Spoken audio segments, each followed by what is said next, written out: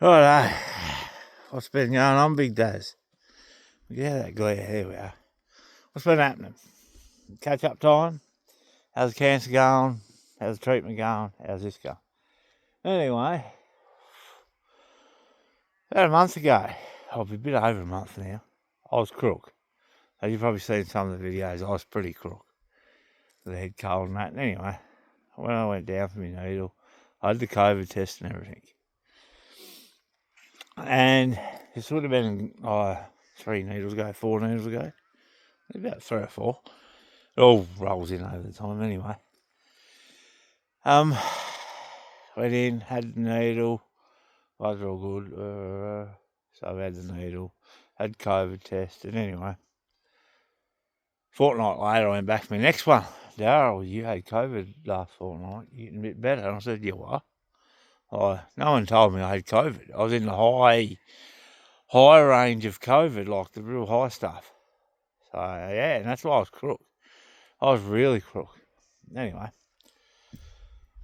took nearly 5 weeks, nearly a month to get over it. It is. So I'm over that now, which is good. It didn't kill me. I'm pretty crook, and I was still doing normal stuff.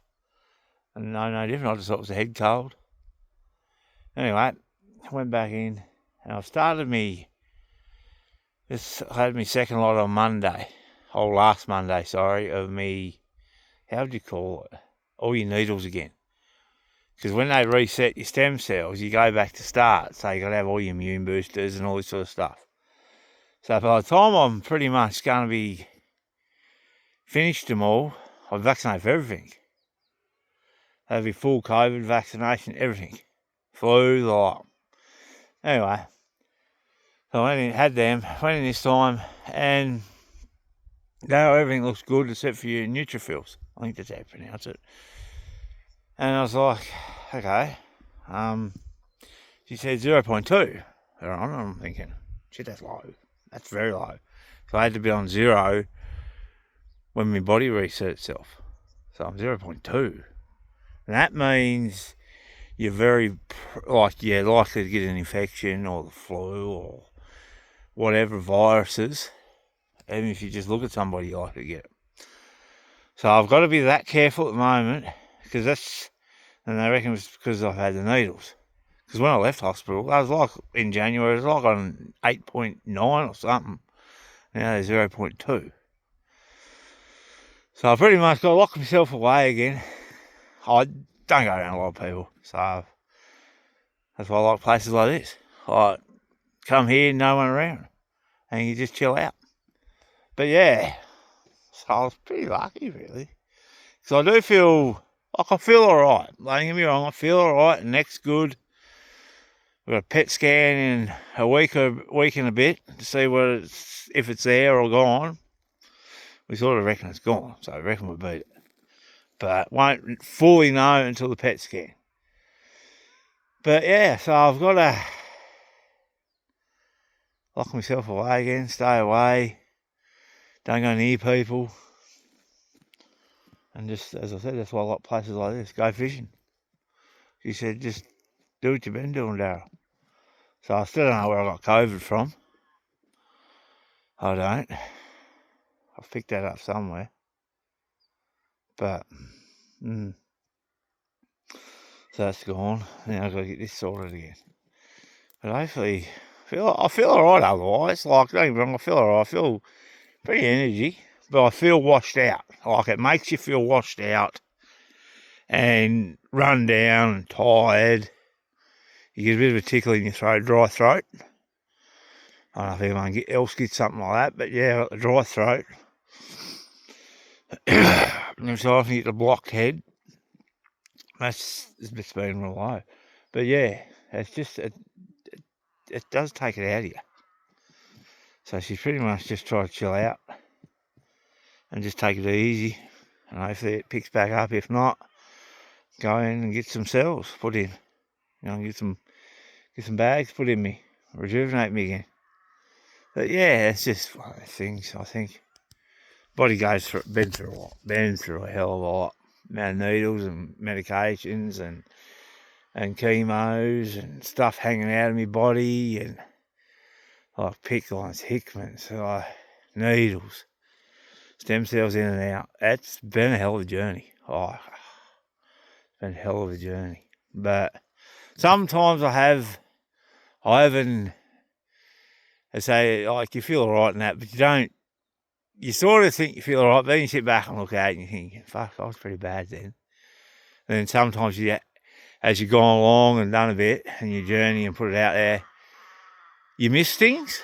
Like, sit back and look at it now, like, when I was in January hospital, that was hard. Like, mentally it was hard to get your stem cells back in. They went in easy, but it's just your body had to fall off the wagon and get back on and restart. That's what it was like. And mentally, like, you wasn't home for nearly a month, and you had heavy chemo, your hair fell out. It's like starting again. That was everything. But then when I was first up, and I was looking at some of the old pictures, and it's like, it does upset me a bit how big it was, and I was still going, I was still working at the time, and people didn't realise how much it was when it first started. And that's what I was talking to one of the ladies down there yesterday when I had my needle. She goes, Darryl, I remember when you come in, like, because she was wrapped. Says, this is my last needle, because I had my last needle. And she goes, Darryl, I remember when you come in, you was bad. Like, everybody knows me, remembers me when I first come in, and they go, you're one of the best patients we've had. Like, you come in and you was crook, you was real bad. And I said, but you wasn't, you were so easy. You took it on the chin and said, let's do what we've got to do, pretty much. And yeah, there's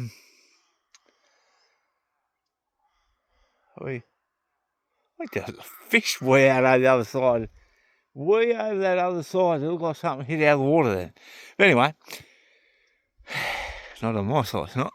Anyway, they just all clapped me when I left for my last needle and that. And, it's a big thing. Like, you've gone through a lot. You made many friendships. Like, you really did. Best thing ever going Hobart. I can't fault Hobart. Every department, even the emergency, when I got taken into emergency when I was a day early, my face all blew up. That was thorough. Oh yeah, I had a bit of a grumpy nurse. She just wanted to go home, I think. Vegemite sandwich she gave me with no crust. First time ever. Anyway, the next nurse come on, she gave me heaps of stuff. And said, we can't let you go, I think. But that was all right though. That was thorough. That was. And like I put my hand up to be the first one in Tassie to do it, and not knowing the outcome, I did. Darryl, would you like to donate some of your cells and your tissue samples? I said, yeah. Your name don't go on any of it, so they don't know where it's come from.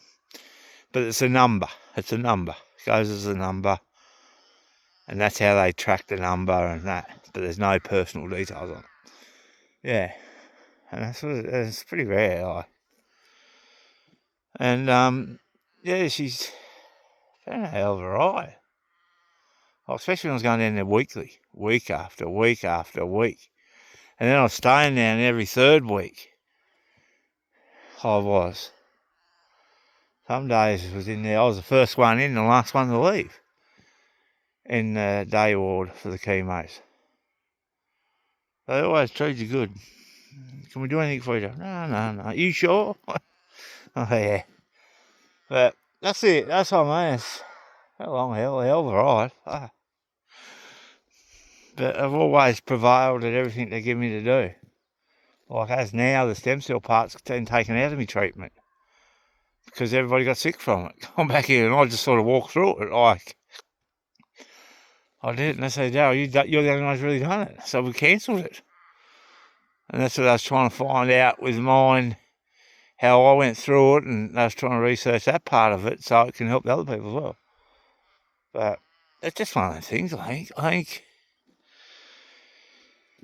you got to have when I first started, I was told I was going to die. And that hurts a lot. That does. But then I got to another doctor and he was good. And like after the first 6 rounds of arch chopping on Trobe, it was, and then it come back. That's when I started going back. I was like, fuck, here we go. It's not gonna, I haven't beat it. Then the trial treatment popped up. I put my hand up for that. I had to wait a month. And that was mentally that was hard. That was. You had to wait a month for that.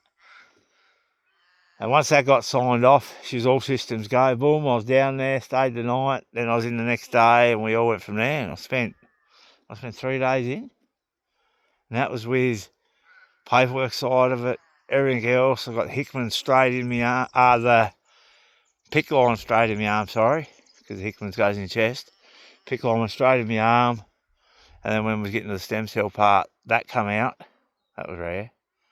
That actually come out and the Hickman's went in my chest. That was an experience. Sort of can feel a little bit, but you couldn't feel it. So yeah, you got to start. And one thing I've stayed pretty positive. Some days I sort of joke around and say, we've had a good run or whatever, but I've stayed pretty positive and I've stayed, keep away from groups of people, keep yourself clean, tidy. I always carry a bit of hand sanitizer, hand wipes, and a bit of soap in the car. And yeah, fresh air, like fishing and droning and doing this sort of stuff. My little Dazz is catching fish now. I like doing all this. It's to keep me active. And I was doing crosswords, like find the words, and colouring in. Didn't play a lot of video games. It just didn't. Played Tetris and stuff. But I was more got to keep your mind active. So I did. And yeah, and here we are today. After at least 2 daylight savings ago, my face blew up, but I was crook probably, would have been start of March. That was, because we had regatta, then we had Hobart, and my face was going up and down. And that's when I thought it was an abscess. But yeah, she's one of them things. We're getting there. So hopefully the PET scan's got good, positive feed out of it. And like the doctors are pretty positive. They're pretty positive. 3 of them. Well, that's all I mean. I've had 3 top doctors in Tasmania. That is. Well, my main one, she's actually, what would you call her? About number 1 in Tassie for it.